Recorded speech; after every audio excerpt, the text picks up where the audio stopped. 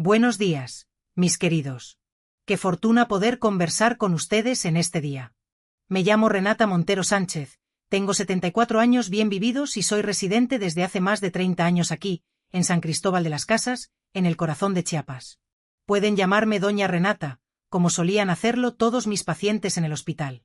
En este instante, me encuentro sentada aquí, en mi portal, con una humeante taza de té de manzanilla entre las manos, observando el ir y venir de la calle, mientras el sol de la mañana calienta todo, poco a poco. Adoro estas mañanas tranquilas, después de tantos años despertándome de madrugada para cumplir mis turnos. Fui enfermera toda mi vida, ¿saben? Me jubilé hace apenas unos 5 años, después de dedicar más de 4 décadas al cuidado de la gente. Observen qué maravilla esta colección de broches de enfermería. Aquí, en la pared, cada uno narra una historia, representa un momento significativo de mi carrera. Este broche doradito me lo obsequiaron cuando cumplí 30 años en el Hospital Santa Lucía, y este azul llegó acompañado de una carta de agradecimiento de una familia a la que cuidé durante un parto que se complicó bastante. Salvamos tanto a la madre como al bebé. Gracias a Dios, cada broche es como una medalla de honor para mí. Fue mi tía Zenaida quien me inspiró a seguir esta noble profesión. Era partera allá en mi pueblo, en aquellos tiempos en que el hospital era algo inusual. A veces, la acompañaba, siendo aún muy jovencita, y veía cómo sus manos traían nuevas vidas al mundo. Renata, me decía, no existe poder más grande que el de salvar una vida o ayudar a otra a nacer. Y tenía toda la razón, ¿saben? Esa misión de cuidar a los demás me acompañó durante toda mi vida, tanto en los momentos alegres como en aquellos que una preferiría olvidar. Hoy en día, aunque ya estoy jubilada, sigo colaborando en la capacitación de jóvenes enfermeras aquí, en el centro de salud de la comunidad. Cada jueves por la mañana imparto una charla o una clase práctica para estos muchachos y muchachas llenos de sueños y esperanza. Ver en sus ojos el mismo brillo que yo tenía cuando comencé me llena el corazón de alegría. Es como si pudiera transmitirles no solo el conocimiento técnico, sino también ese amor por el cuidado que ninguna facultad puede enseñar. La gente aquí en San Cristóbal me conoce bien. Ahí va Doña Renata, dicen cuando me ven pasar camino al centro de salud, con mi bolsa repleta de material para las clases. Si no fuera por ella, mucha gente no estaría aquí hoy. Eso me emociona, ¿saben? Saber que marqué una diferencia en la vida de tanta gente. Cada vida que ayudé a salvar, cada mano que sostuve en los momentos difíciles, cada familia que consolé en el dolor, todo eso valió la pena. Pero antes de continuar con mi relato, quisiera pedirles un pequeño favor. Si están disfrutando de lo que les estoy contando, hagan clic en ese botón de me gusta y suscríbanse al canal. Y cuéntenme aquí en los comentarios desde qué pueblito me están viendo y a qué hora del día se encontraron con este vídeo. Si fue tempranito, después de la comida o ya entrada la noche.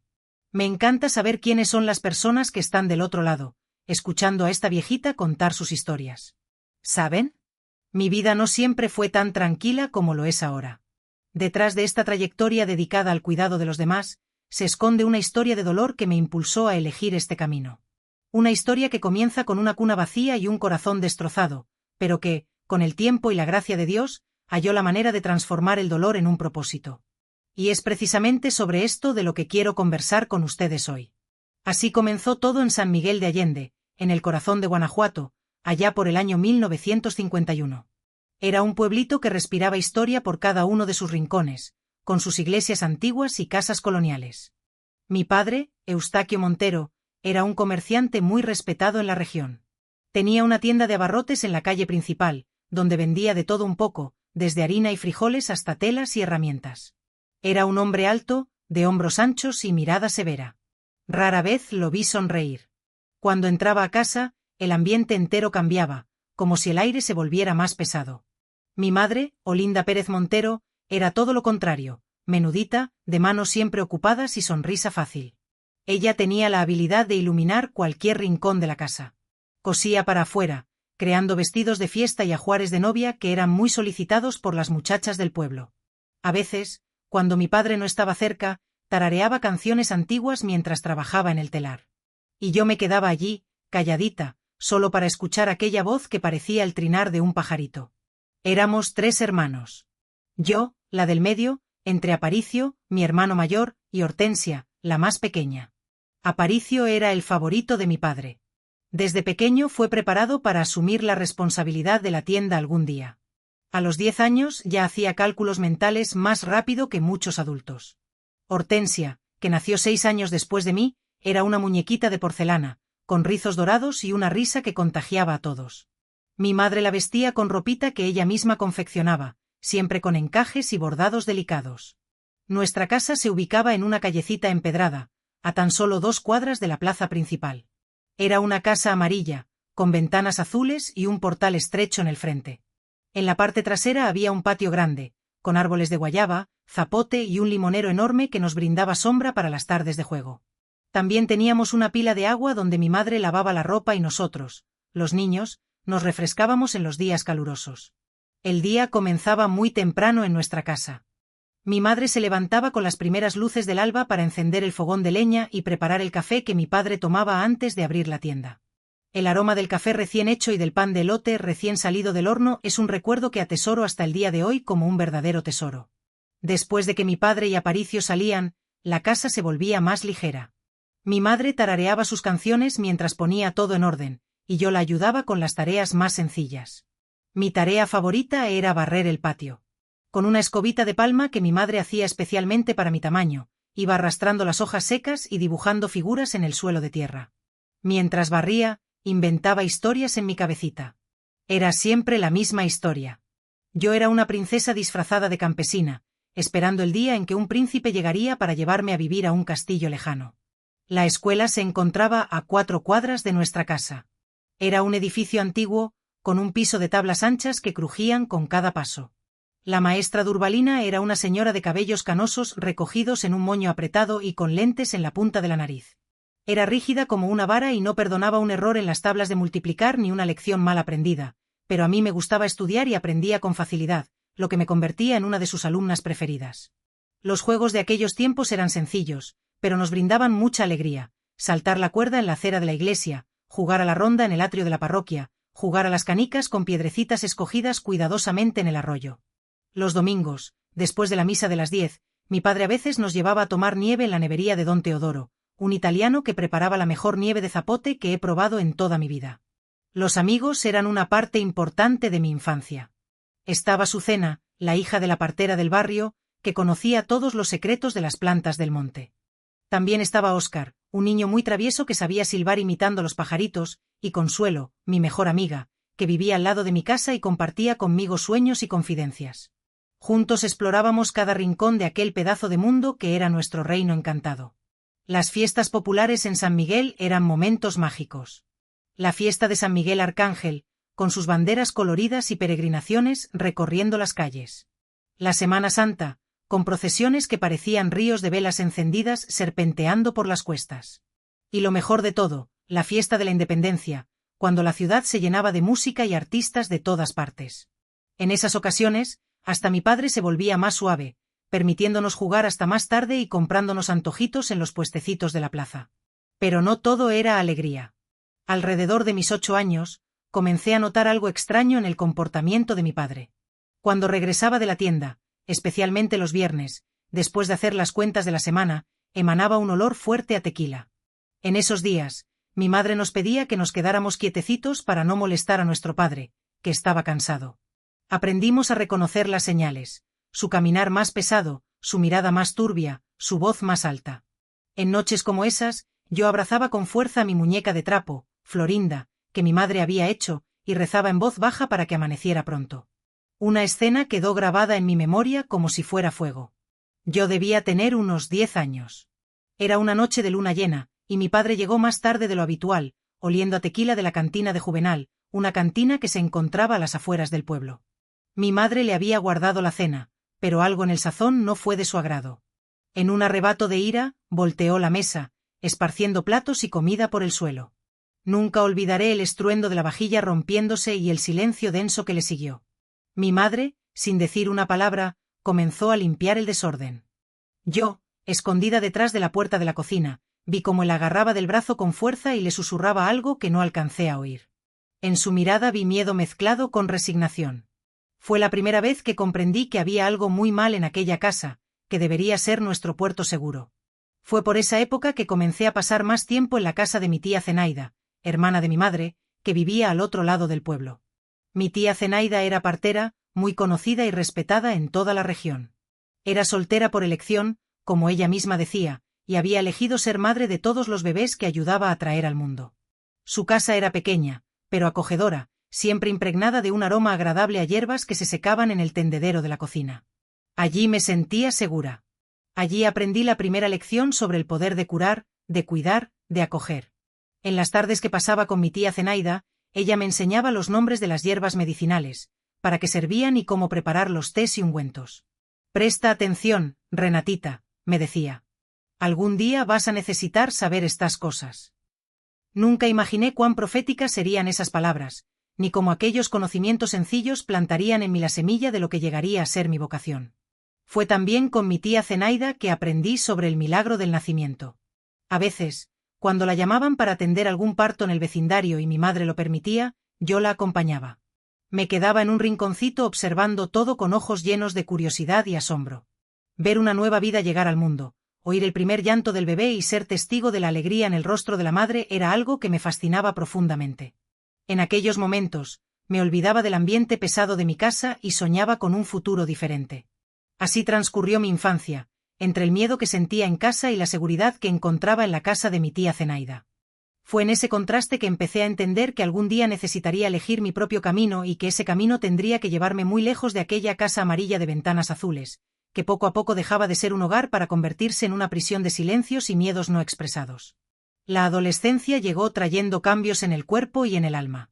A los 13 años, en 1964, ya no era aquella niñita que jugaba despreocupadamente en el patio. México vivía tiempos turbulentos con los recientes cambios políticos, pero en San Miguel las cosas parecían seguir su propio ritmo, como si el tiempo corriera más despacio entre aquellas montañas antiguas. En la escuela ahora estudiaba en el Colegio Normal Nuestra Señora de los Dolores, una casona imponente que formaba maestras y jovencitas de toda la región. Mi madre hacía sacrificios para pagar mis estudios, muchas veces quedándose despierta hasta altas horas de la noche, cosiendo ajuares por encargo. El estudio es lo único que nadie puede quitarte, hija mía, me decía mientras sus manos hábiles movían la aguja sobre la tela blanca. Fue en esa época que conocí al profesor Armando, que daba clases de ciencias. Era un hombre de mediana edad, con anteojos redondos y canas en las sienes, que hablaba del cuerpo humano con un respeto y admiración que me cautivaban. Él notó mi interés por la materia y comenzó a prestarme libros adicionales. «Tienes ojos curiosos, Renata», me dijo en cierta ocasión. «Ojos de quien quiere entender el mundo». Fue él quien primero sembró en mí la idea de que podría ser más que una maestra de primaria o una ama de casa. En casa las cosas empeoraban gradualmente. El problema de mi padre con la bebida se agravaba. Los episodios de furia, antes ocasionales, se volvían más frecuentes. La tienda comenzó a enfrentar dificultades porque la ahuyentaba a los clientes con su temperamento impredecible. Aparicio, mi hermano, con 17 años, ya prácticamente había asumido el control del negocio, intentando mitigar los estragos que mi padre causaba. Una tarde de domingo, cuando regresábamos de misa, encontramos la puerta de casa forzada. Alguien había entrado y se había llevado el poco dinero que mi madre guardaba en una lata de galletas y algunas joyas sencillas que eran herencia de mi abuela. Nunca descubrimos quién fue el ladrón, pero aquello sirvió de pretexto para que mi padre descargara su frustración en nosotros. Culpó a mi madre por no haber guardado el dinero en un lugar más seguro. Culpó a Aparicio por no haberse quedado en casa vigilando. Culpó incluso a la pequeña Hortensia por llorar demasiado por la muñeca que también había desaparecido. Aquella noche, acostada en la cama que compartía con mi hermana, escuché algo que nunca olvidé. Mis padres discutían en la cocina, creyendo que estábamos dormidas. «Estás acabando con esta familia, Eustaquio». La voz de mi madre, normalmente tan suave, tenía un tono firme que nunca había escuchado antes. «Mira el ejemplo que les estás dando a tus hijos». La respuesta de mi padre llegó como un trueno. «Tú no entiendes nada. ¿Crees que es fácil mantener esta casa? Si no fuera por mí, todos ustedes estarían en la calle». Después escuchó el sonido de una bofetada, y luego el silencio, aquel silencio pesado que parecía más fuerte que cualquier grito. A partir de ese día, comencé a planear en secreto mi huida de aquel ambiente, no de forma literal, sino a través de los estudios. Me dediqué con ahínco a las materias escolares, especialmente a las ciencias. Los fines de semana continué frecuentando la casa de mi tía Zenaida, no solo como refugio, sino como aprendiz. Ella percibió mi interés creciente por su trabajo y comenzó a enseñarme de forma más metódica. Mira, Renatita, el cuerpo de la mujer es un templo sagrado, me decía mientras me mostraba ilustraciones en un libro antiguo de anatomía. Aquí, en este espacio protegido, la vida comienza. Es el mayor milagro que existe. Sus manos arrugadas señalaban los dibujos mientras explicaba los misterios de la gestación y el parto con una mezcla de conocimiento científico y sabiduría popular. Pero recuerda siempre, este milagro necesita ser respetado y protegido. A los 16 años, comencé a acompañar a mi tía Zenaida en sus atenciones, no solo como observadora, sino como ayudante. Preparaba los trapos limpios, hervía el agua, organizaba las hierbas para los tés postparto. En cada casa que entrábamos, yo observaba atentamente cómo ella tranquilizaba a las parturientas con palabras de consuelo y orientaciones precisas. Respira profundo, hija mía. Tu cuerpo sabe lo que tiene que hacer. Confía en él, repetía con su voz calmada mientras masajeaba la espalda de las mujeres en trabajo de parto. Fue en una de esas visitas que conocí a Gerardo Sánchez, un joven médico recién graduado que había llegado de la Ciudad de México para realizar un periodo de residencia en el pequeño hospital de San Miguel. Lo habían llamado para un parto complicado, el mismo que mi tía Zenaida estaba atendiendo. Era un caso de bebé sentado, y la parturienta ya estaba exhausta después de muchas horas de trabajo de parto. Recuerdo como si fuera hoy la escena en la pequeña casa de adobe, iluminada apenas por lámparas de petróleo, la mujer gimiendo en la cama, el marido nervioso afuera y nosotros, mi tía Zenaida, el doctor Gerardo y yo, luchando juntos para traer aquella vida al mundo con seguridad. Fue la primera vez que vi la medicina tradicional y el conocimiento popular trabajando lado a lado, sin rivalidad, solo con el objetivo común de salvar a la madre y al hijo. Tienes buenas manos, muchacha, me dijo el doctor Gerardo después, cuando ya estábamos afuera, bajo el cielo estrellado de Guanajuato. Manos que nacieron para curar. Me sonrojé hasta la raíz del cabello con aquel elogio proveniente de un doctor de verdad. Aquella noche, caminando de regreso a casa junto a mi tía Zenaida, tomé una decisión. Sería enfermera, no solo partera como mi tía, sino una profesional con diploma, capaz de trabajar en hospitales y clínicas, llevando consuelo y curación a quien lo necesitara. El doctor Gerardo comenzó a frecuentar la casa de mi tía Zenaida los domingos, interesado en aprender sobre las hierbas medicinales y los conocimientos tradicionales que ella dominaba. Y yo, claro, aprovechaba esas visitas para absorber cada migaja de información médica que él compartía. Le preguntaba sobre los instrumentos que utilizaba, sobre los remedios modernos, sobre las enfermedades que trataba en el hospital. Mi curiosidad parecía no tener fin, y él, gentil y paciente, respondía todo con detalles. No tardó mucho para que aquella admiración profesional se transformara en algo más. A los 17 años, yo ya estaba completamente enamorada del joven doctor, con sus ojos verdes, su manera calmada de hablar y su dedicación a los pacientes, pero guardaba ese sentimiento en secreto, convencida de que un médico formado jamás se interesaría por una simple muchacha del interior, hija de un comerciante problemático. El tiempo pasó, y en 1968, a los 17 años, concluí mis estudios en el colegio normal. La graduación fue un día de fiesta y lágrimas. Mi madre estaba allí, orgullosa, con un vestido azul que ella misma había cosido para la ocasión. Hortensia, mi hermanita, ahora con 11 años, no se despegó de mi mano en todo el día. Aparicio vino rápidamente, pero enseguida tuvo que volver a la tienda. Papá no apareció. Dijo que tenía negocios que resolver, pero todos sabíamos dónde estaba realmente.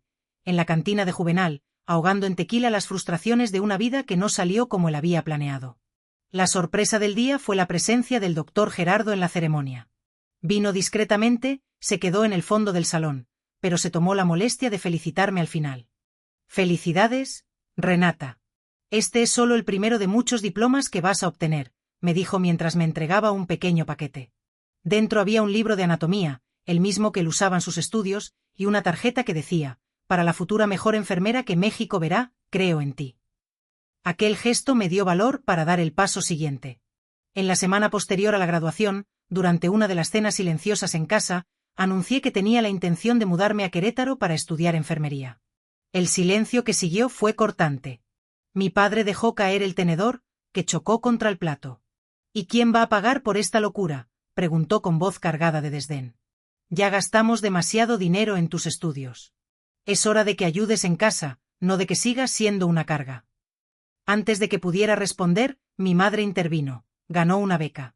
La hermana Gersina del colegio lo arregló todo. Se va a quedar en el alojamiento de las estudiantes del Hospital San Vicente. No nos va a costar nada». Era verdad. La madre superiora del colegio, consciente de mi sueño y de mi buen desempeño, había organizado todo entre bastidores, pero mi padre no se convenció fácilmente. ¿Y quién va a ayudar a tu madre con Hortensia? ¿Quién va a ayudar en la tienda cuando lo necesitemos? Siempre pensando solo en ti misma, esta niña. Yo me encargo, Eustaquio, dijo mi madre con aquella calma que solo ella poseía. Nuestra hija merece esta oportunidad. Fue la primera vez que la vi enfrentarse a mi padre directamente. Algo había cambiado en ella también. Tal vez había percibido que, si no me ayudaba a salir de allí, yo acabaría atrapada en la misma vida que ella. Los meses siguientes fueron de preparación y despedidas. Mi tía Zenaida me dio un cuaderno lleno de anotaciones sobre plantas medicinales y cuidados para parturientas. Para que nunca olvides las raíces de tu conocimiento, me dijo. Consuelo, mi amiga de la infancia, ahora novia del hijo del panadero, me dio un rosario bendito para que te proteja lejos de casa. Y el doctor Gerardo, bueno, el doctor Gerardo me dio más que un regalo, me dio una promesa en la víspera de mi partida. Nos encontramos por casualidad en la plaza de la parroquia. El sol se ponía detrás de las montañas, pintando el cielo con tonos de naranja y rosa. Él me contó que su residencia en San Miguel estaba llegando a su fin y que volvería a la Ciudad de México en unas semanas. Pero no quiero perder el contacto contigo, Renata, me dijo, con sus ojos verdes fijos en los míos. Quiero saber cómo te va en la facultad. Quiero seguir formando parte de tu vida si me lo permites. Mi corazón se aceleró. Era la primera vez que insinuaba algo más allá de la amistad y el interés profesional. Antes de que pudiera responder, sacó de su bolsillo un pequeño broche plateado en forma de lámpara, el símbolo de la enfermería. Para que nunca olvides tu propósito, me dijo prendiendo el broche en el cuello de mi vestido, y para tener siempre un poquito de luz en el camino. Nos despedimos con la promesa de intercambiar cartas. Yo partiría al día siguiente en el primer autobús a Querétaro, llevando conmigo sueños más grandes que la pequeña maleta de cuero que mi madre había preparado con tanto cariño. No imaginaba entonces que la vida tenía planes tan diferentes de lo que soñábamos. No imaginaba que antes de poder comenzar mi nueva jornada, el destino me traería de vuelta a San Miguel para enfrentar el mayor dolor y el mayor desafío de mi existencia. Enero de 1969 llegó con lluvias torrenciales en Guanajuato. Yo ya debería estar en Querétaro, comenzando mi nueva vida. Pero el destino tenía otros planes. Una semana antes de mi partida, recibí una carta del Hospital San Vicente informándome que el inicio de las clases se pospondría por un mes debido a obras de emergencia en el alojamiento de las estudiantes. Me sentí devastada, pero no había nada que hacer sino esperar. Fue durante ese tiempo extra en San Miguel que mi relación con Gerardo floreció de verdad. Con mis planes de partida, ya conocidos por todos, ya no necesitábamos ocultar nuestro afecto. Comenzamos a vernos abiertamente, a veces en la plaza de la parroquia, otras en la biblioteca municipal y ocasionalmente para tomar un café en la confitería Estrella, siempre acompañados por algún conocido para mantener las apariencias, como dictaban las costumbres de la época. Voy a esperarte a que te gradúes, Renata, me decía durante esos encuentros, con sus ojos verdes rebosantes de sinceridad. Cuando termines tus estudios, podremos trabajar juntos. Imagina a un médico y a una enfermera trabajando lado a lado, cuidando a quien lo necesita. Aquellas palabras eran bálsamo para mi alma, especialmente considerando el ambiente tenso que seguía enfrentando en casa. Mi padre, ahora desempleado tras perder finalmente la tienda por las deudas, pasaba los días entre la cama y la cantina de Juvenal. Aparicio había encontrado trabajo. Como dependiente en una tienda más grande, papá mantenía la casa con su salario modesto. Mamá seguía cosiendo sin descanso, y yo ayudaba en lo que podía, dividiendo mi tiempo entre las tareas del hogar, el cuidado de tía Zenaida y los valiosos momentos con Gerardo. Fue durante ese periodo que sucedió algo que cambiaría nuestras vidas para siempre. Una noche lluviosa de febrero, tras un día particularmente difícil en el que papá regresó a casa más ebrio de lo habitual, Gerardo me encontró al salir de misa. Estábamos protegidos de la lluvia bajo el alero de la iglesia cuando él, visiblemente nervioso, sacó una pequeña caja del bolsillo de su abrigo. Sé que no es el momento ideal, que estás a punto de partir para perseguir tus sueños, dijo, abriendo la cajita para mostrar un sencillo anillo con una pequeña piedra azul, pero no puedo seguir guardando lo que siento. Renata Montero, ¿aceptarías casarte conmigo cuando termines tus estudios? Me quedé sin aliento. Allí estaba todo lo que más anhelaba: amor, respeto y la promesa de una vida lejos de aquella casa que se había convertido en una prisión. Pero también estaba mi sueño de estudiar, de convertirme en una profesional independiente. Gerardo, no sé qué decir, balbuceé, con lágrimas mezclándose con las gotas de lluvia que ocasionalmente nos alcanzaban.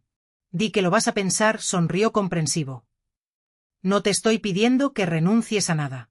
Solo te pido tener un lugar en tu futuro. Acepté el anillo, prometiendo darle una respuesta antes de mi partida a Querétaro. Volví a casa aquella noche con el corazón más ligero de lo que lo había sentido en mucho tiempo. El pequeño anillo permanecía escondido en un pañuelito dentro del bolsillo de mi vestido.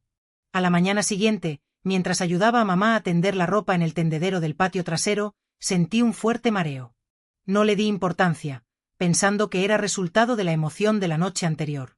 Pero en los días siguientes aparecieron otros síntomas: náuseas matutinas, cansancio extremo, aversión a ciertos olores. Mamá, con su mirada que parecía ver a través del alma, fue la primera en notarlo. Hija, me llamó un día mientras estábamos solas preparando la comida. Tú y el doctor Gerardo, ustedes. No completó la frase, pero no era necesario. El rubor instantáneo en mi rostro fue respuesta suficiente. Habíamos sido imprudentes, Gerardo y yo, una tarde en que la pasión habló más alto que la razón. Solo una vez, durante una visita a la casa de una paciente que había dado a luz, nos habíamos quedado solos por unos momentos y nos habíamos dejado llevar por los sentimientos que crecían entre nosotros. Mamá, yo creo que estoy esperando un hijo, confesé finalmente, con lágrimas escurriendo sin control. No era vergüenza lo que sentía, sino miedo. Miedo de la reacción de papá, miedo de perder mi beca de estudios, miedo de que Gerardo, a pesar de la propuesta de matrimonio, se alejara al saber la noticia. Mamá me abrazó en silencio durante un largo rato. Después, secando sus propias lágrimas, dijo con voz firme: Vamos a enfrentar esto juntas, hija mía. Primero necesitamos estar seguras. Después necesitas contárselo al doctor Gerardo. Tía Zenaida confirmó mi embarazo algunos días después. Estás de casi 2 meses, Renatita dijo tras examinarme con sus manos expertas. El bebé debe nacer allá por finales de septiembre. Cuando le conté la noticia a Gerardo, su reacción inicial fue de sorpresa, seguida de una alegría genuina. Vamos a adelantar la boda, decidió en el acto. No voy a dejarte enfrentar esto sola, Renata. Te amo. Fijamos la boda para finales de marzo, una ceremonia sencilla en la parroquia. La noticia del embarazo, sin embargo, debía permanecer en secreto hasta después de la unión para evitar escándalos en el pequeño y conservador San Miguel. Mis planes de ir a Querétaro fueron pospuestos indefinidamente. La vida estaba tomando un rumbo completamente diferente del que había soñado, pero aún así había esperanza en el horizonte. El gran problema era cómo contárselo a mi padre. Mamá creyó mejor esperar el momento adecuado, tal vez cuando estuviera más calmado o sobrio, pero el momento adecuado nunca llegó. Una semana antes de la fecha marcada para la boda, Gerardo fue llamado con urgencia a Ciudad de México. Su madre había sufrido un derrame y estaba hospitalizada en estado grave. Vuelvo lo más rápido posible, prometió en la estación de autobús, abrazándome fuerte. Espérame, cuídate y cuida a nuestro hijo. Fueron los días más largos de mi vida. La ausencia de Gerardo, sumada a la ansiedad por la salud de su madre y la incertidumbre sobre nuestro futuro, me dejó muy vulnerable. Para empeorar las cosas, papá comenzó a notar los cambios en mi cuerpo, las náuseas frecuentes, la ropa que ya no me quedaba tan bien. ¿Qué está pasando contigo, muchacha? Me confrontó una noche, con su aliento cargado de tequila. Te estás poniendo como una cerda. Mamá intentó intervenir, pero él la empujó a un lado. Cállate, mujer, estoy hablando con ella. Sus ojos inyectados me miraban con una mezcla de rabia y sospecha. ¿Es esto lo que andas haciendo mientras deberías estar ayudando en casa, enredándote con ese doctorcito de la ciudad? En aquel momento tomé una decisión. No podía seguir viviendo bajo el mismo techo que aquel hombre. A la mañana siguiente, tan pronto como salió para la cantina de Juvenal, arreglé mis pocas cosas y me fui a la casa de tía Zenaida. Me quedaré aquí hasta que Gerardo vuelva, anuncié. Mamá no intentó impedirlo, al contrario, me ayudó a cargar mi pequeño bulto, besó mi frente y dijo: Es lo mejor, hija mía. Yo me encargo de tu padre. Marzo se convirtió en abril, y abril estaba casi llegando a su fin cuando finalmente recibí noticias de Gerardo. Un telegrama corto. Madre falleció. Necesito resolver asuntos en CDMX. Vuelvo en 2 semanas. Todo mi amor. 2 semanas se transformaron en un mes, luego en 2. Las cartas llegaban escasas, siempre con explicaciones sobre complicaciones con el inventario, la venta de la casa de su madre, detalles burocráticos que lo retenían en Ciudad de México. En cada carta reafirmaba su amor y su compromiso conmigo y con el bebé. Pronto estaremos juntos, mi amor. Ten solo un poco más de paciencia. Mientras tanto, mi barriga crecía, así como mi angustia. Tía Zenaida fue mi puerto seguro en ese periodo, cuidándome como si fuera su propia hija. Ella monitoreaba mi embarazo, preparaba tés para aliviar las molestias y me enseñaba todo sobre lo que esperar durante el parto. Va a ser aquí mismo, en esta casa, decidió. Con estas mis manos que ya han traído tantas vidas al mundo, voy a traer a tu hijito también. Mamá venía a visitarme siempre que podía, trayendo pequeños regalitos para el bebé, un gorrito de lana, un zapatito de crochet, una mantita diminuta que ella misma había cosido. Hablaba poco sobre papá, solo decía: él está siguiendo su vida y nosotras la nuestra. Septiembre finalmente llegó, y con él la ansiedad de la espera final. Gerardo había escrito prometiendo estar de vuelta hasta el día 15, a tiempo para el nacimiento. Ya resolví casi todo por aquí. Alquilé una casa pequeña pero confortable en San Miguel para comenzar nuestra vida. Apenas puedo esperar para verte, para conocer a nuestro hijo. El día 20 de septiembre de 1969, sentí las primeras contracciones. Era una tarde calurosa y estaba ayudando a tía Zenaida a organizar sus hierbas cuando el primer dolor me cogió por sorpresa. Comenzó, tía, dije, sosteniendo mi barriga ahora enorme. Tía Zenaida actuó con la calma y eficiencia de siempre. Preparó el cuarto, hirvió agua, separó trapos limpios y sus herramientas de partera. Ve con calma, niña. El primer hijo suele demorarse. Tenemos tiempo. Mandó a un niño del vecindario a llevar un recado a mi madre y otro al hospital en caso de que necesitáramos ayuda médica. De Gerardo, ninguna noticia en los últimos 3 días. Yo esperaba que estuviera en camino, tal vez hasta llegar a tiempo para ver a nuestro hijo nacer. Las horas pasaron, y las contracciones se fueron haciendo más intensas y más cercanas. Mamá llegó al anochecer, jadeante de tanto correr. Estoy aquí, hija mía, dijo, sosteniendo mi mano. Todo va a salir bien.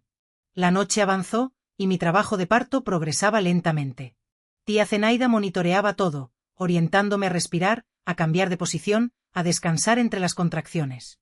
Mamá mojaba mis labios secos y secaba el sudor de mi frente. Yo me aferraba a la fuerza de aquellas 2 mujeres, mis pilares, mientras mi cuerpo trabajaba para traer una nueva vida al mundo. Fue entonces que la puerta se abrió con violencia. Una silueta tambaleante entró en el cuarto, trayendo consigo el olor fuerte a tequila que conocía tan bien. Así que es aquí donde te escondes, desgraciada, tronó la voz de papá en el pequeño cuarto. Yo lo sabía. Sabía que estabas cargando al bastardo de ese médico. El terror me paralizó. En medio de una contracción particularmente fuerte, vi a papá avanzando hacia la cama donde yo estaba acostada, con los ojos vidriosos de odio y alcohol. Tía Zenaida se colocó entre nosotros, pequeña, pero valiente, como una leona. Sal de mi casa ahora, Eustaquio. Tu hija está en trabajo de parto. Cállate, vieja entrometida, la empujó con fuerza, haciéndola caer contra la mesa de madera. El ruido del cuerpo de ella golpeando contra el mueble y después en el suelo fue horrible. Mamá gritó, corriendo a socorrer a su hermana, y entonces él estaba al lado de mi cama, su rostro contorsionado de furia, tan próximo al mío que podía sentir su aliento podrido. ¿Dónde está él? ¿Dónde está el doctor que arruinó la vida de mi hija? ¿Huyó o no? Te dejó aquí, barrigona, avergonzando a nuestra familia. Papá, por favor, supliqué entre lágrimas y dolores, el bebé está naciendo, por favor. Lo que sucedió a continuación permanece como el momento más terrible de mi vida. En su acceso de furia, papá agarró mis hombros y comenzó a sacudirme violentamente. Nunca debiste haber nacido, y este tampoco va a nacer. Gritaba mientras yo trataba de protegerme y a mi bebé. Mamá intentó alejarlo, pero él la arrojó contra la pared de un solo golpe. Volvió entonces hacia mí, y con un movimiento brutal, arrancó las cobijas que me cubrían y presionó con fuerza mi barriga dilatada. El dolor fue indescriptible. Un grito desgarró mi garganta mientras sentía algo rompiéndose dentro de mí. Mira lo que le hiciste a nuestra familia, continuaba ahora sacudiendo mi cuerpo con violencia. Todo el pueblo riéndose de nosotros, del comerciante que no consiguió controlar a su propia hija. No sé cuánto tiempo duró aquella pesadilla. En algún momento escuché un ruido en la puerta y voces masculinas. Eran vecinos atraídos por los gritos. Finalmente consiguieron dominar a mi padre y arrastrarlo afuera, pero el daño estaba hecho. Cuando tía Zenaida, aún aturdida por la caída, consiguió volver para examinarme, su rostro palideció. «Está saliendo mucha sangre», murmuró. «¿Y el bebé?» El bebé cambió de posición. Las horas que siguieron fueron un borrón de dolor, gritos y desesperación. Recuerdo vagamente a hombres cargándome hacia afuera, una carreta traqueteando por las calles empedradas, el techo blanco del pequeño hospital de San Miguel. Recuerdo voces urgentes, manos tocándome, agujas en mi brazo y después el silencio, aquel silencio pesado que marca las grandes tragedias. Cuando desperté, horas o tal vez días después, lo primero que noté fue la ausencia. Mi barriga, antes tan llena de vida, ahora estaba flácida y dolorida, pero no había llanto de bebé, no había pequeño bulto a mi lado. ¿Mi hijo?, susurré al cuarto vacío. ¿Dónde está mi hijo? La enfermera que entró enseguida tenía ojos compasivos. No necesité palabras. Su mirada lo dijo todo. Mi bebé, mi niño, no había sobrevivido a la violencia de aquella noche terrible. La cuna que Gerardo había prometido comprar para nuestro hijo permanecería vacía. En los días que siguieron a la pérdida de mi hijo, viví en un mundo de niebla y silencio. El hospital de San Miguel, con sus paredes descascaradas y pasillos sombríos, se convirtió en mi universo. Mi cuerpo se recuperaba lentamente de los traumas físicos, pero mi alma parecía irremediablemente quebrada. Por la noche, cuando las enfermeras apagaban las luces, yo abrazaba mi barriga ahora vacía y lloraba en silencio, las lágrimas escurriendo por la almohada sin que nadie viera ni oyera. Mamá venía a visitarme todos los días trayendo pequeños mimos, un pedazo de dulce de leche, una flor del jardín de tía Zenaida, un listón nuevo para mis cabellos. Hablaba poco, pero sostenía mi mano con fuerza, como si intentara transferir su fuerza hacia mí a través de aquel toque. Sobre papá, ninguna palabra. Era como si hubiera dejado de existir para nosotras dos. Tía Zenaida también venía cuando podía. Se sentaba en el borde de la cama y murmuraba oraciones antiguas, pasando sus manos arrugadas sobre mi frente. El dolor no se va a ir, Renatita, decía con su sabiduría simple. Pero un día aprenderás a llevarlo sin que te quiebre. La única persona que no apareció fue Gerardo. Mamá dijo que habían mandado telegramas a Ciudad de México informando sobre la tragedia, pero no tuvimos respuesta. Cada día sin noticias profundizaba más el abismo dentro de mí. ¿Será que al saber de la muerte de nuestro hijo decidió que ya no valía la pena volver? ¿Será que la vergüenza del escándalo que ciertamente corría por el pueblo lo alejó definitivamente? Fue en ese estado de desolación que recibí la visita del comisario Osvaldo una semana después de la tragedia. Un hombre de mediana edad, bigote bien recortado y ojos cansados que habían visto mucho en esta vida. Se sentó en la silla al lado de mi cama, se quitó el sombrero y carraspeó incómodamente. Doña Renata comenzó, con su voz sorprendentemente gentil. Sé que este no es el mejor momento, pero necesitamos su declaración sobre lo que pasó aquella noche. Sentí el pánico crecer dentro de mí. Hablar sobre aquello, revivir cada momento terrible, no me sentía capaz. Su padre está detenido, continuó el comisario ante mi silencio. Pero necesitamos su testimonio para mantenerlo preso. La señora quiere presentar cargos. La pregunta cayó sobre mí como un balde de agua helada. Presentar cargos contra mi propio padre, el hombre que a pesar de todo me había criado. ¿Qué consecuencias traería esto para mi madre? Para mi hermana pequeña, ¿qué comentarios correrían por las calles empedradas de San Miguel, pueblo donde todos sabían de la vida de todos? Yo necesito pensar, conseguí decir, con mi voz casi inaudible. El comisario asintió comprensivo. Entiendo, doña Renata. Voy a dejar que piense algunos días más, pero no demore mucho. Sin su testimonio, tendremos que soltarlo. Se levantó para salir, pero se detuvo en la puerta y se volvió. Ah, llegó esto para usted. Extendió un telegrama doblado de Veracruz. Mi corazón saltó. Veracruz. No conocía a nadie allí. Con dedos temblorosos abrí el papel amarillento tan pronto como el comisario salió. Llego mañana. Perdóname con todo mi amor, Gerardo. Aquellas pocas palabras reencendieron una chispa dentro de mí. Gerardo estaba vivo, estaba volviendo, no me había abandonado. Me aferré a esa esperanza como un náufrago se aferra a un pedazo de madera en mar abierto. A la mañana siguiente desperté con un toque suave en mi hombro. Abrí los ojos aún pesados de sueño y lágrimas, y allí estaba él, Gerardo, mi Gerardo, con ojeras profundas y una barba por hacer que nunca había visto antes en su rostro, siempre tan bien cuidado. Parecía haber envejecido años en pocos meses. Renata susurró, con su voz cargada de emoción. Mi amor, quise hablar, pero las palabras no salieron. En vez de eso, las lágrimas vinieron con fuerza renovada. Él me abrazó con cuidado para no lastimar mi cuerpo aún fragilizado, y lloramos juntos por el hijo que nunca conoceríamos, por el futuro que habíamos soñado y que ahora parecía irremediablemente perdido. Cuando finalmente nos calmamos, él explicó su ausencia. Los telegramas enviados a Ciudad de México nunca lo encontraron, pues ya había partido hacia Veracruz, donde había conseguido un empleo temporal en un hospital para juntar dinero para nuestro nuevo comienzo. Solo se enteró de la tragedia cuando llamó a tía Zenaida preocupado por mi silencio. Vine lo más rápido que pude, dijo, sosteniendo mis manos con fuerza. Tomé 3 autobuses diferentes. Viajé 2 días sin parar. No podía dejarte sola en esto. Su presencia trajo algún consuelo, pero el vacío dentro de mí continuaba inmenso. Gerardo escuchó en silencio cuando finalmente conseguí contar todo lo que había ocurrido en aquella noche terrible. Su rostro, normalmente sereno, fue transformándose mientras yo hablaba, los ojos verdes oscureciéndose con algo que nunca había visto allí antes. Un odio frío y calculado. ¿Dónde está él ahora?, preguntó cuando terminé mi relato, con su voz extrañamente controlada. En la cárcel. El comisario Osvaldo vino a preguntarme si quiero presentar cargos formales. ¿Y tú quieres? Vacilé. No lo sé, Gerardo. Es mi padre, y están mamá y Hortensia. ¿Cómo quedan ellas con todo esto? Él se quedó pensativo y entonces hizo algo inesperado. Se levantó, besó mi frente y dijo: Descansa, ahora voy a resolver esto. Su calma me asustó más que cualquier explosión de rabia habría hecho. Jero, ¿qué vas a hacer? Confía en mí, Renata. Solo confía en mí. En los días que siguieron, Gerardo dividió su tiempo entre cuidarme en el hospital y salir para resolver asuntos, como él decía, volviendo siempre con una expresión cerrada, pero sin comentar nada. Su presencia silenciosa y constante era reconfortante, pero algo había cambiado en él.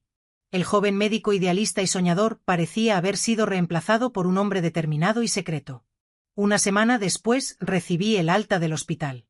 No podía volver a la casa de mis padres, obviamente, y la casa de tía Zenaida traería recuerdos demasiado dolorosos de la noche del parto. Para mi sorpresa, Gerardo había alquilado una pequeña casa en las afueras de San Miguel, sencilla pero acogedora. Es temporal, le explicó mientras me ayudaba a acomodarme, hasta que decidamos a dónde ir. Fue allí, en aquella casita simple, donde tuve la conversación más difícil de mi vida.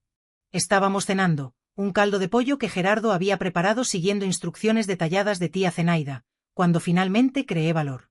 El comisario me buscó de nuevo ayer, dije, rompiendo el silencio que flotaba entre nosotros. Dijo que necesito decidir hasta mañana si voy a presentar cargos contra mi padre. Gerardo posó la cuchara lentamente. ¿Y qué decidiste? Yo no sé si puedo, Gerardo. No puedo mirarlo a los ojos y revivir todo aquello. No puedo imaginarlo en la prisión, incluso después de lo que hizo. Esperaba que él argumentara, que intentara convencerme de denunciar a mi padre. En vez de eso, simplemente asintió. Yo entiendo, Renata, y creo que no debes hacerlo. Me sorprendí con su respuesta. ¿No quieres que pague por lo que hizo, por nuestro hijo?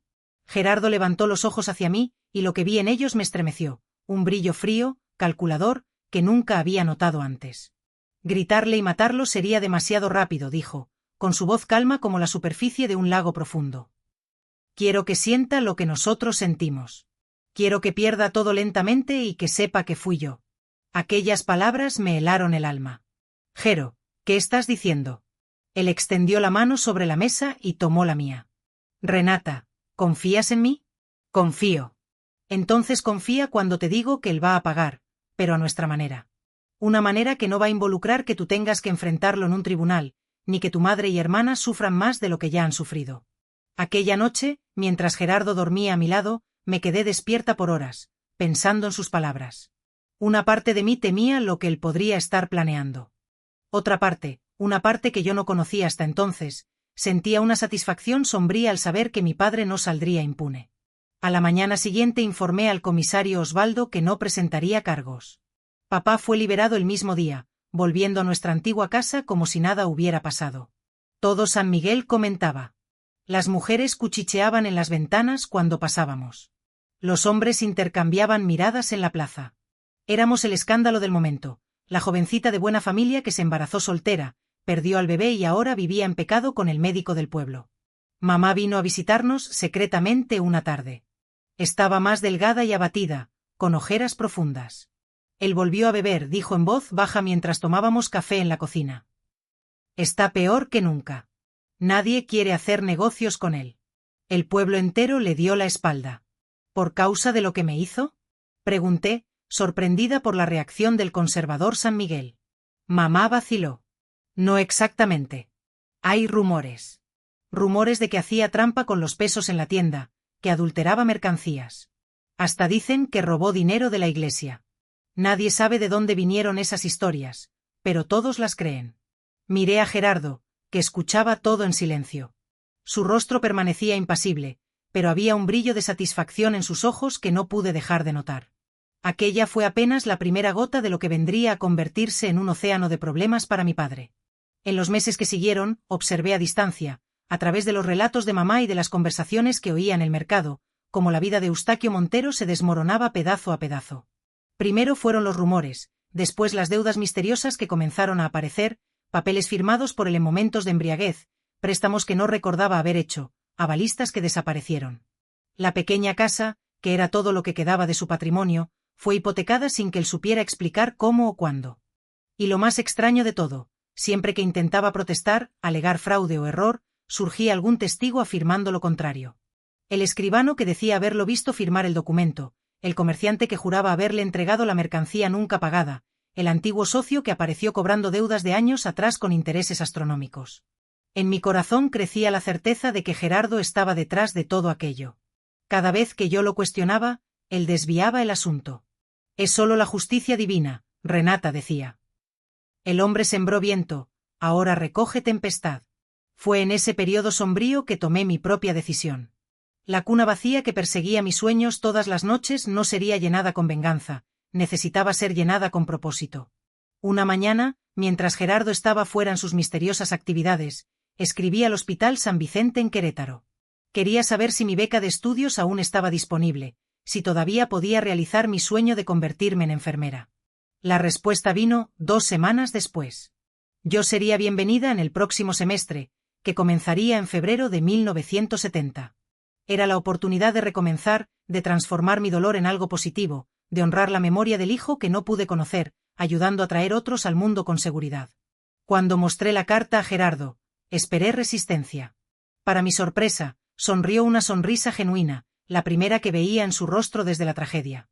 Es exactamente lo que debes hacer, mi amor, dijo, abrazándome. Ve a Querétaro, comienza tus estudios. Yo necesito quedarme algún tiempo más para terminar algunos asuntos aquí. Después me uno a ti. Aquella sería la primera vez que nos separaríamos voluntariamente desde la tragedia. La idea me asustaba, pero también traía un alivio extraño. Tal vez la distancia de San Miguel, de los recuerdos, y sí, hasta de Gerardo y su obsesión silenciosa con la venganza fuera exactamente lo que necesitaba para comenzar a sanar. Lo que no imaginaba era que el clímax de la venganza de Gerardo estaba a punto de ocurrir y que cambiaría nuestras vidas, para siempre. Papá se ganaba el sustento trabajando como dependiente en una tienda más grande, y con su modesto salario lograba mantener la casa. Mamá, incansable, seguía cosiendo sin tregua, mientras yo, por mi parte, colaboraba lo que podía, repartiendo mi tiempo entre las labores domésticas, la asistencia a tía Zenaida y los preciosos instantes que compartía con Gerardo. Precisamente en esa etapa de mi vida, algo trascendental ocurrió, un suceso que cambiaría el rumbo de nuestras existencias de manera irrevocable. Una noche lluviosa de febrero, después de una jornada especialmente dura en la que papá llegó a casa más ebrio de lo acostumbrado, Gerardo me aguardaba a la salida de la iglesia. Guarecidos de la lluvia bajo el alero del templo, Gerardo, con una evidente agitación, extrajo del bolsillo de su abrigo una pequeña caja. Sé que este no es el momento más propicio, que estás a punto de emprender tu viaje para alcanzar tus sueños, comenzó, abriendo delicadamente la caja y revelando un sencillo anillo adornado con una diminuta piedra azul, pero ya no puedo seguir ocultando lo que siento en mi interior. Renata Montero, ¿aceptarías unirte a mí en matrimonio una vez que hayas culminado tus estudios? Las palabras me dejaron sin aliento, sumida en un torbellino de emociones. En ese instante, se materializaba ante mí todo aquello que mi corazón más anhelaba, un amor sincero, un respeto profundo y la promesa de una vida plena, lejos de aquella casa que, con el tiempo, se había transformado en una prisión para mi espíritu. No obstante, en la balanza también pesaba mi ferviente deseo de continuar mis estudios, de labrarme un futuro como una profesional independiente y dueña de mi propio destino. Gerardo, no encuentro las palabras para expresar lo que siento, balbuceé, mientras las lágrimas se mezclaban con las gotas de lluvia que, de tanto en tanto, nos alcanzaban. No te preocupes, solo dime que lo vas a meditar, respondió, esbozando una sonrisa comprensiva. No pretendo que renuncies a ninguno de tus anhelos. Simplemente, te suplico que me permitas tener un lugar en tu futuro, ser partícipe de tus sueños y alegrías. Conmovida por sus palabras, acepté el anillo con gratitud, prometiéndole que le daría una respuesta definitiva antes de mi partida hacia Querétaro. Esa noche, regresé a casa con el corazón más ligero de lo que lo había sentido en mucho tiempo. El pequeño anillo, símbolo de un amor puro y esperanzador, permanecía resguardado en un pañuelo de tela, oculto en el interior del bolsillo de mi vestido. A la mañana siguiente, mientras ayudaba a mamá a tender la ropa recién lavada en el tendedero del patio trasero, una repentina sensación de mareo me invadió. Al principio, no le di mayor importancia, atribuyéndolo a la emoción desbordada que había experimentado la noche anterior. Sin embargo, a medida que transcurrían los días, otros síntomas comenzaron a manifestarse, confirmando mis sospechas: náuseas matutinas, un cansancio extremo que me impedía realizar mis actividades cotidianas y una aversión repentina a ciertos olores que antes me resultaban agradables. Mamá, con su mirada penetrante, capaz de escudriñar hasta lo más profundo de mi alma, fue la primera en percatarse de lo que estaba sucediendo. Hija, me llamó un día, mientras nos encontrábamos a solas preparando la comida. Tú y el doctor Gerardo, ustedes. No llegó a completar la frase, pero sus palabras fueron suficientes para que comprendiera lo que quería decir. El rubor que instantáneamente coloreó mis mejillas fue la confirmación que necesitaba. En un momento de imprudencia, Gerardo y yo nos habíamos dejado llevar por la pasión, cediendo a los impulsos del corazón. Había sucedido una sola vez, durante una visita a la casa de una paciente que acababa de dar a luz, cuando nos encontramos a solas por unos instantes y sucumbimos a los sentimientos que, desde hacía tiempo, crecían entre nosotros. Mamá, creo que estoy esperando un hijo, confesé finalmente, con las lágrimas brotando sin control de mis ojos. No era la vergüenza lo que me embargaba, sino un profundo temor. Temor a la reacción de papá, miedo a perder la beca de estudios que tanto me había costado conseguir y pavor a que Gerardo, a pesar de su reciente propuesta de matrimonio, decidiera alejarse de mí al conocer la noticia.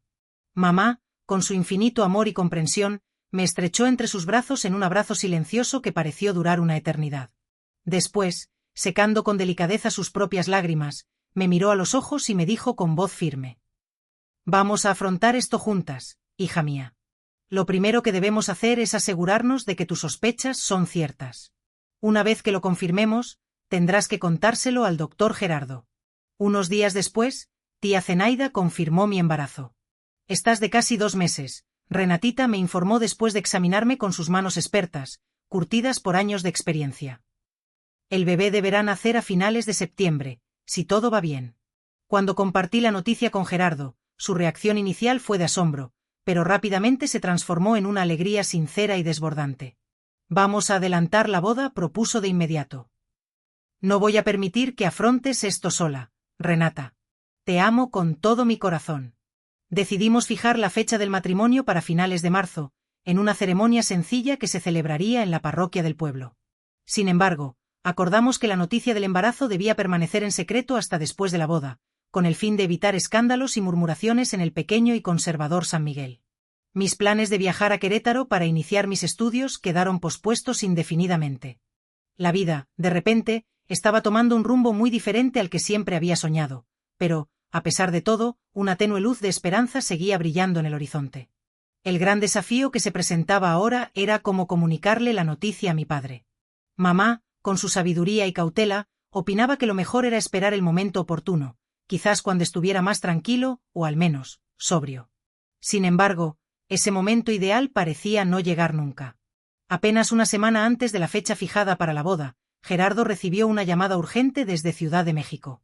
Su madre había sufrido un derrame cerebral y se encontraba hospitalizada en estado grave. Regresaré lo antes posible, mi amor, me prometió en la estación de autobuses, abrazándome con fuerza. Espérame, cuídate mucho y vela por la salud de nuestro hijo. Aquellos días se convirtieron en una tortura interminable. La ausencia de Gerardo, sumada a la angustia por la salud de su madre y a la incertidumbre sobre nuestro futuro, me sumió en un estado de vulnerabilidad extrema. Para colmo de males, papá empezó a notar los cambios que se producían en mi cuerpo.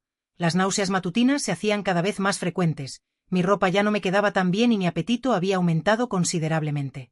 «¿Qué te está pasando, muchacha?», me increpó una noche, con su aliento impregnado del hedor del tequila. «Te estás poniendo como una cerda, pareces una vaca lechera».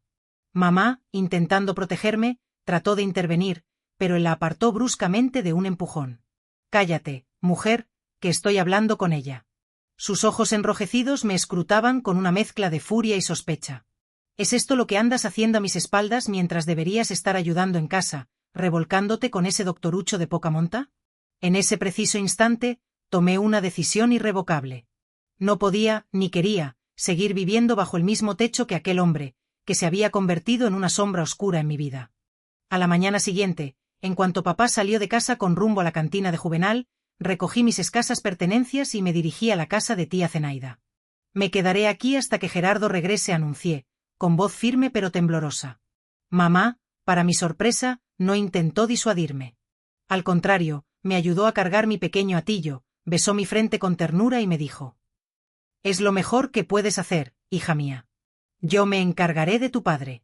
Marzo se diluyó en abril, y abril agonizaba lentamente cuando, por fin, recibí noticias de Gerardo. Un telegrama breve y conciso decía: «Madre falleció. Necesito resolver asuntos en Ciudad de México. Regreso en 2 semanas. Te amo con toda mi alma». Sin embargo, las 2 semanas prometidas se convirtieron en un mes, y luego en 2. Las cartas llegaban con cuentagotas, siempre acompañadas de explicaciones detalladas sobre las interminables complicaciones con el inventario de los bienes de su madre, la venta de la casa familiar y los engorrosos trámites burocráticos que lo mantenían atrapado en la capital. A pesar de la distancia y los obstáculos, en cada una de sus cartas reafirmaba su amor incondicional y su compromiso eterno conmigo y con el bebé que esperábamos. «Pronto estaremos juntos, mi amor. Ten un poco más de paciencia, ya falta poco para que podamos construir nuestro futuro juntos». Mientras tanto, mi vientre crecía día a día, al igual que mi angustia y mi incertidumbre. Tía Zenaida, con su cariño inigualable, se convirtió en mi refugio seguro en esos momentos de zozobra, cuidándome con la dedicación y el esmero de una madre. Ella supervisaba mi embarazo con atención, preparaba infusiones y ungüentos caseros para aliviar mis molestias y me instruía sobre todo lo que debía esperar durante el parto. «El alumbramiento será aquí mismo, en esta casa», sentenció con determinación. «Con estas manos, que han traído tantas vidas al mundo, recibiré también a tu hijito». Mamá, siempre que sus obligaciones se lo permitían, venía a visitarme, trayendo consigo pequeños obsequios para el bebé: un gorrito de lana tejido con esmero, unos diminutos zapatitos de crochet. Para siempre. Enero de 1970 se presentó con lluvias torrenciales en Guanajuato, transformando las adoquinadas calles de San Miguel en pequeños ríos que descendían con fuerza por las cuestas. Mis días transcurrían organizando mis pertenencias para la partida hacia Querétaro, programada para principios de febrero. Cada prenda meticulosamente doblada, cada libro cuidadosamente seleccionado, cada objeto elegido para llevar o descartar, representaba un paso firme hacia la nueva vida que me esforzaba por construir sobre las ruinas del anterior. Gerardo, por su parte, persistía en sus enigmáticas ausencias. A menudo, se ausentaba durante todo el día, regresando apenas al caer la noche con esa misma mirada resuelta y hermética. Cuando le interrogaba sobre sus paraderos, respondía evasivamente sobre asuntos relacionados con el hospital o visitas a pacientes en las zonas rurales. Yo simulaba creerle, aunque en el fondo era consciente de que existía algo más, un secreto que se esforzaba por ocultar. Mamá nos visitaba con asiduidad, trayendo consigo noticias del pueblo, inevitablemente, de la situación cada vez más desesperada de papá. La tienda había sido definitivamente clausurada debido a las deudas. La casa donde transcurrió mi infancia estaba a punto de ser embargada por el banco. Los escasos amigos que aún conservaba se habían alejado, hastiados por los rumores que circulaban sobre su carácter y sus acciones. «Está bebiendo más que nunca», me confió mamá en una tarde lluviosa mientras compartíamos un café en la pequeña sala. «Pasa días enteros en la cantina de Juvenal hablando solo, diciendo que están conspirando contra él, que alguien desea destruirlo». Lancé una mirada discreta a Gerardo, quien escuchaba atentamente sentado en el sillón del rincón, aparentemente absorto en el periódico que sostenía. Una leve sonrisa, casi imperceptible, danzó en sus labios por un instante. ¿Y tú y Hortensia, cómo os estáis arreglando?, pregunté, preocupada por su bienestar. Nos estamos adaptando, respondió mamá con esa dignidad silenciosa que siempre admiré. Alquilé un pequeño cuarto en la parte trasera de la casa de doña Consuelo, tu amiga. Estoy cosiendo más que nunca y Hortensia me está ayudando, entregando los encargos. Para ser sincera, estamos mejor sin él. Era la primera vez que escuchaba a mamá hablar abiertamente sobre la separación. Siempre pensé que, a pesar de todo, ella permanecería al lado de papá hasta el final. Verla tomar las riendas de su propia vida, aunque tardíamente, me llenó de un orgullo silencioso. La semana de mi partida llegó, y con ella, el evento que marcaría el punto álgido de la venganza de Gerardo. Era un miércoles, lo recuerdo con precisión. Llovía desde el amanecer, una lluvia fina y persistente que lo empapaba todo. Estábamos terminando el desayuno cuando oímos fuertes golpes en la puerta. Gerardo fue a abrir. Regresó acompañado de un hombre bajo y corpulento, vestido con un traje oscuro, un poco holgado para su figura. Lo reconocí de inmediato. Jerónimo Maya, el notario del pueblo. Buenos días, doña Renata, saludó con incomodidad, quitándose el sombrero empapado. Disculpe la intrusión a estas horas, pero el doctor Gerardo me solicitó traer estos documentos hoy sin falta. Miré a Gerardo con confusión, quien mantenía una expresión neutra. ¿Qué documentos? Son solo unos papeles para asegurar nuestro futuro, mi amor, respondió Gerardo, tomando el sobre que el notario le extendía. ¿Recuerdas que te hablé sobre algunas propiedades que estaban a la venta a un precio muy bueno? No recordaba nada semejante, pero asentí, no queriendo contradecirlo frente al señor Jerónimo. La subasta será hoy al mediodía, continuó Gerardo abriendo el sobre y extrayendo un manojo de documentos. Estos son los poderes que me autorizan a presentar las ofertas en tu nombre, ya que no podrás estar presente. El notario carraspeó, visiblemente incómodo. Bien, si la señora pudiera firmar aquí, aquí y aquí también. Firmé donde me indicaba, aún sin comprender con exactitud lo que estaba sucediendo. Gerardo observaba todo con un aire de satisfacción contenida que solo incrementaba mi curiosidad. Tan pronto como el señor Jerónimo se marchó, pregunté, ¿qué historia es esa de la subasta, Gerardo? ¿Qué propiedades son esas? Él se sentó a mi lado, tomando mis manos entre las suyas. Sus ojos verdes, ahora brillantes de una emoción intensa, se fijaron en los míos. Renata, ¿confías en mí? Confío. Sabes que sí, pero... Entonces confía cuando te digo que hoy es el día en que todo se resuelve. Hoy es el día en que tu padre finalmente va a comprender lo que significa perder todo lo que importa. Un escalofrío recorrió mi espina dorsal. Gerardo, ¿qué vas a hacer? Justicia, mi amor, solo justicia. Se levantó, tomó su saco y sombrero, y salió bajo la lluvia antes de que pudiera formular más preguntas. Pasé la mañana en un estado de ansiedad, incapaz de concentrarme en las maletas que debía estar organizando.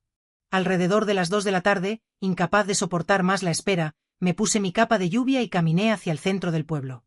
Las calles estaban casi desiertas debido al temporal que ahora caía con fuerza. De manera instintiva, mis pasos me condujeron hasta la plaza de la parroquia. A lo lejos, divisé a un pequeño grupo de hombres reunidos bajo la protección del alero de la notaría.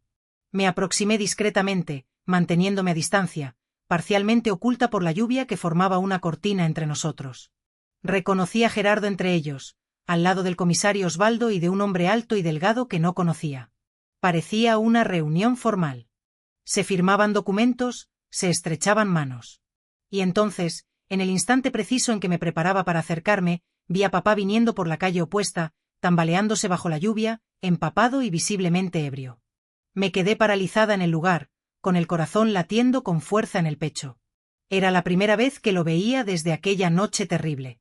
Papá llegó hasta el grupo gritando palabras que la lluvia impedía oír con claridad. Gesticulaba frenéticamente, señalando los papeles, a Gerardo, al comisario. El hombre desconocido, quien después descubrí que era un oficial de justicia venido de León, extendió un documento que papá rompió con furia. Lo que sucedió a continuación quedó grabado en mi memoria como si fuera ayer. Vi a Gerardo aproximarse a papá, quedando cara a cara con él. A pesar de la distancia y de la lluvia, conseguí leer sus labios cuando dijo pausada y claramente, «Tú me quitaste un hijo. Yo te quité tu tierra, tu nombre y tu futuro. Ahora puedes morir en vida». Fue en ese momento que entendí todo. La subasta, los poderes, los documentos, El rancho que papá había hipotecado, el último bien que le quedaba, herencia de mis abuelos, estaba siendo vendido en una subasta judicial debido a las deudas, y Gerardo lo había rematado en mi nombre. Vi a papá tambalearse hacia atrás como si hubiera recibido un golpe físico. Vi su rostro contorsionarse en una máscara de odio y desesperación. Por un segundo terrible, pensé que atacaría a Gerardo allí mismo. En lugar de eso, cayó de rodillas en la acera mojada, con las manos cubriendo el rostro, los hombros sacudiéndose en sollozos silenciosos. Aquella imagen, mi padre, el hombre que tanto temí, reducido a una figura patética llorando bajo la lluvia, despertó en mis sentimientos contradictorios. Una parte de mí sintió una satisfacción sombría pensando, es lo que te mereces.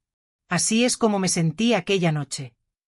Otra parte sintió apenas un vacío inmenso, un cansancio profundo de todo aquel ciclo de dolor y venganza. Regresé a casa antes de que ninguno de ellos pudiera verme. Cuando Gerardo regresó, horas más tarde, estaba calmo, casi sereno. Colocó sobre la mesa de la sala un sobre grande. Está hecho, dijo simplemente. El rancho Buenavista ahora está a tu nombre, Renata. Puedes hacer lo que quieras con él, venderlo, alquilarlo o simplemente dejarlo abandonado para que las malas hierbas lo cubran todo, así como tu padre intentó hacer con tus esperanzas y sueños. Miré el sobre, después a Gerardo. ¿Y qué pasó con mi padre? El comisario lo llevó a casa o a lo que queda de ella. Tu madre no quiso recibirlo, entonces lo dejaron en la cantina de Juvenal. Es todo lo que merece, acabar sus días ahogado en tequila, sin tierra, sin familia, sin respeto. Un hombre muerto en vida. Sentí lágrimas escurriendo por mi rostro, pero no sabía si eran de alivio, tristeza o simplemente agotamiento emocional. Esto no nos va a traer a nuestro hijo de vuelta, Gerardo. Él vaciló por primera vez. No, mi amor, nada traerá a nuestro hijo de vuelta. Pero ahora podemos seguir adelante, sabiendo que se hizo justicia.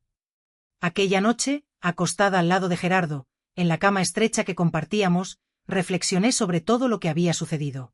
La venganza estaba completa. Papá había perdido todo. Tienda, casa, rancho, familia, dignidad.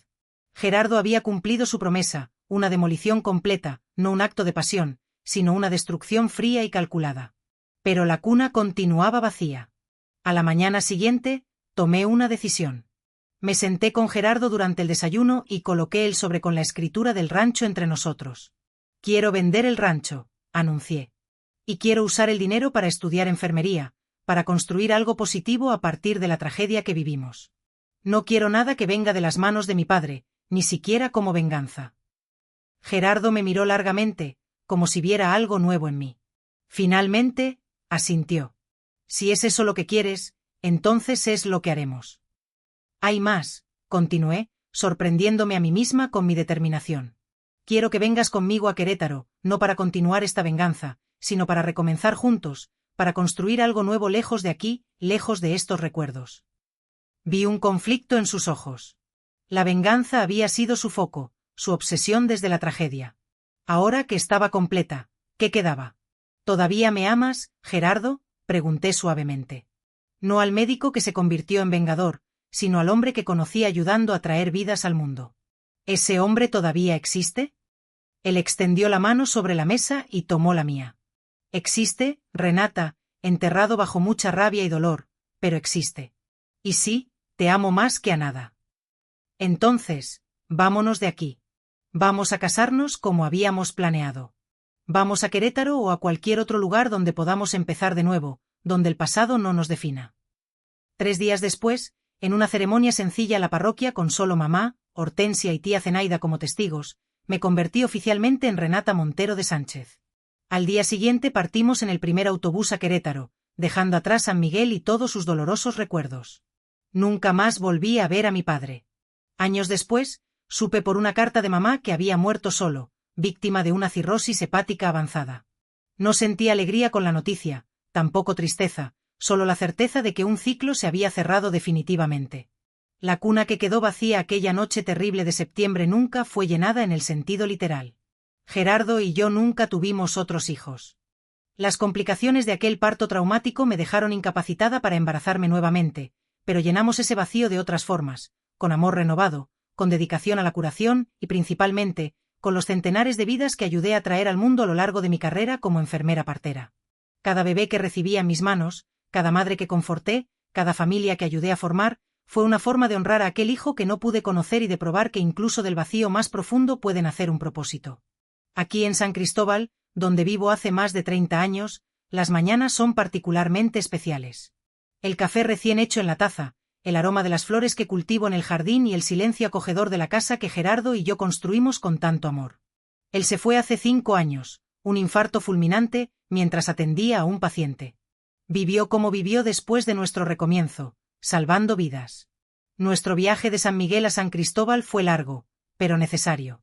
Querétaro fue nuestra primera parada, donde finalmente realicé mi sueño de graduarme como enfermera. Gerardo consiguió una posición en el hospital universitario y juntos construimos una reputación sólida en el área de la salud. Fueron años de aprendizaje intenso, no solo profesional, sino también emocional. Aprendimos a convivir con el luto del hijo que nunca conocimos, transformando aquel dolor en propósito. En 1977, ya graduada y especializada en obstetricia, recibí una invitación para trabajar en el Hospital Santa Lucía aquí en San Cristóbal. Gerardo, siempre mi mayor apoyo, no dudó en venir conmigo. Donde tú estés, es allí donde construiremos nuestro hogar, dijo, empacando nuestras pocas pertenencias para un cambio más. San Cristóbal nos recibió con los brazos abiertos, una ciudad menor que Querétaro, pero vibrante, con su universidad y sus personas acogedoras. Compramos una casita sencilla cerca del hospital, con un patio grande donde Gerardo plantó un árbol de zapote para que tengamos raíces, explicó, y entendí la metáfora de inmediato. Estábamos finalmente listos para establecernos, para pertenecer a un lugar. El trabajo en el hospital llenó mi vida de maneras que nunca imaginé posibles. Cada turno, cada nacimiento que acompañé, era una pequeña cura para la herida antigua que aún llevaba. Recuerdo especialmente a Marisol, una joven madre primeriza que llegó al hospital en trabajo de parto prematuro, aterrorizada. Sostuve su mano durante horas, orientando su respiración, masajeando su espalda, susurrando palabras de aliento. No voy a poder, doña Renata, decía entre lágrimas. Tengo miedo de perder a mi bebé. Lo vas a lograr, respondí con una certeza que venía de las profundidades de mi propia experiencia. Yo estaré aquí. No voy a salir de tu lado ni por un segundo. Cuando el pequeño David finalmente vino al mundo con un llanto fuerte que resonó por la sala de parto, sentí algo sanando dentro de mí. Lo coloqué en los brazos temblorosos de la madre, y por un instante, vi reflejado en aquella escena todo el propósito de mi existencia. La cuna vacía en mi vida estaba siendo llenada, no con un único bebé, sino con centenares de ellos que ayudé a llegar al mundo con seguridad. En 1985, Gerardo y yo dimos un paso audaz. Abrimos nuestra propia clínica de obstetricia y pediatría, un espacio acogedor diferente del ambiente hospitalario tradicional donde las gestantes se sintieran verdaderamente cuidadas. La clínica Nacer Bien rápidamente se convirtió en referencia en la región. Ofrecíamos atención humanizada cuando esto aún no estaba de moda, simplemente porque creíamos que traer una vida al mundo era un momento sagrado que merecía todo el respeto y cariño posibles. En los 40 años que trabajé como enfermera obstétrica, ayudé a traer más de 1000 niños al mundo. Cada uno de ellos lleva un pedacito de mi corazón. Algunos, hoy adultos con sus propios hijos, aún me buscan para agradecer o pedir consejos. Nada me llena más de alegría que oír: doña Renata, usted ayudó a mi madre cuando nací y ahora quiero que esté conmigo para el nacimiento de mi bebé. Gerardo y yo nunca tuvimos otros hijos biológicos, es verdad. Las cicatrices de aquel parto traumático lo hicieron imposible. Pero adoptamos en nuestros corazones a cada familia que atendimos.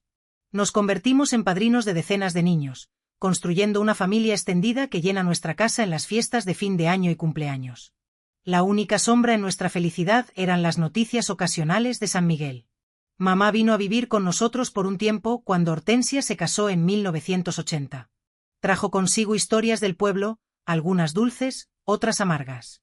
Supe que la casa donde crecí fue demolida para dar lugar a una pequeña posada. El rancho Buenavista que vendimos se había convertido en un área de preservación ambiental, una transformación que me dio un extraño sentido de paz.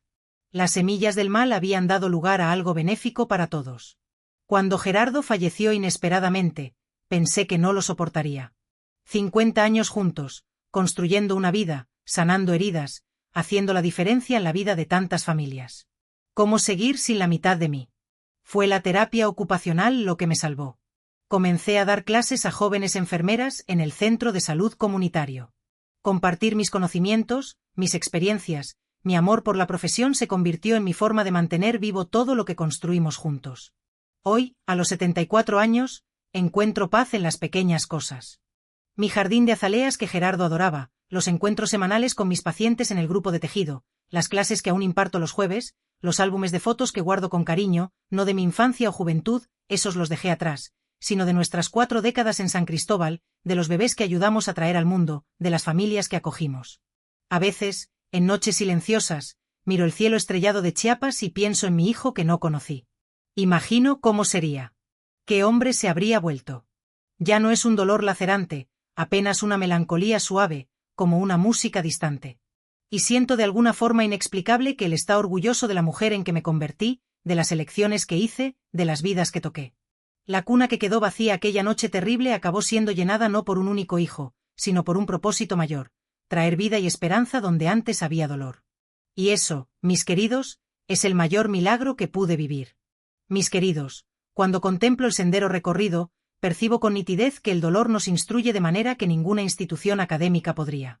Aquella cuna vacía me enseñó que nuestras mayores carencias pueden metamorfosearse en espacios donde cultivamos nuestros talentos más preciados. Si te encuentras atravesando una etapa en la que la pérdida parece haberlo eclipsado todo, quiero que sepas que no me presento simplemente como una anciana de cabellos níveos narrando una historia de antaño. Me muestro ante ti como alguien que experimentó la peor de las pesadillas y aún así encontró razones para despertar a la mañana siguiente, y a la siguiente, y a todas las que siguieron. Asimilé que la edad no define nuestra fortaleza, sino nuestra aptitud para recomenzar cada jornada. Cuando perdí a mi hijo, creí que mi vida había tocado a su fin a los 18 años.